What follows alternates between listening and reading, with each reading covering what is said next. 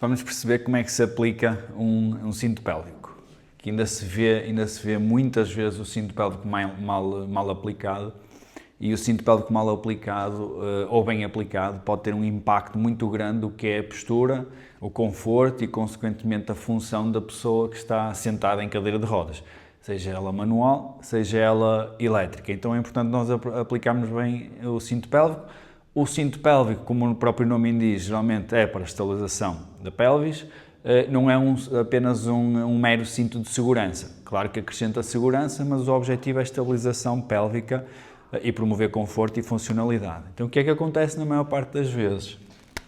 Ou muitas vezes ainda se vê.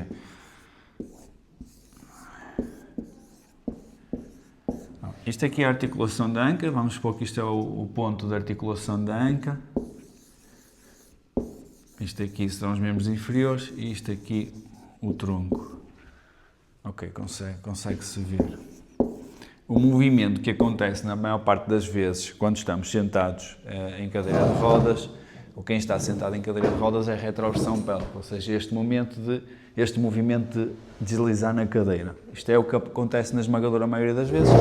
Claro que existem alguns casos em que poderá ser diferente, mas isto é a tendência postural. Então o movimento é nesta direção. O movimento acontece aqui nesta articulação, neste segmento, e é nesta direção, certo? Isto acaba por ser, pensar aqui um bocadinho biomecânica. Então, se o movimento parte a partir deste eixo de movimento, deste ponto pivô, naquela direção, tudo que eu aplicar para cá, para esta zona, para trás desse ponto, não vai estar a estabilizar, não vai estar a evitar ou diminuir a tendência desse movimento. O que dizem os livros é o cinto aplicado a 45 graus, ou seja, nesta direção, que ainda se vê muito utilizada, a aplicação a 45 graus. O que os livros dizem, isto passa sobre o tal ponto, o tal eixo de movimento. O que os livros dizem é que o cinto aplicado a 45 graus, ou seja, teoricamente, vai bloquear a pelvis. Quando nós pensamos, ok, nós queremos estabilizar a pelvis, então isto à partida fará sentido, ou bloqueia a pelvis. Se a pelvis está bloqueada, vai estar estável.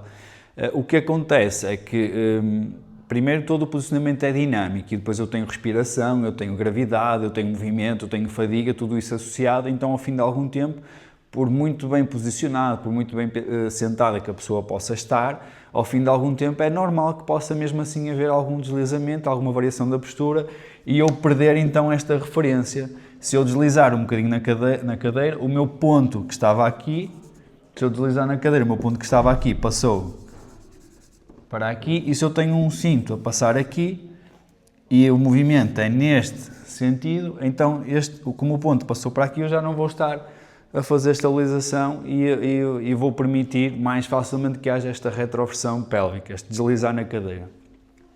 Para além disso, se eu bloqueio a pelvis, eu posso estar a limitar ou influenciar a minha mobilidade no tronco. E eu, para mexer o tronco, para ter mais amplitude de movimento, eu preciso desta zona livre.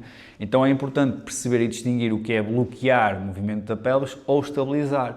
Se repararem nos jogadores de por exemplo, basquetebol, handball em cadeira de rodas, a esmagadora maioria das vezes eles têm o cinto pélvico aplicado nesta zona, assim aqui ou aqui, a fazer um ângulo de 90 graus.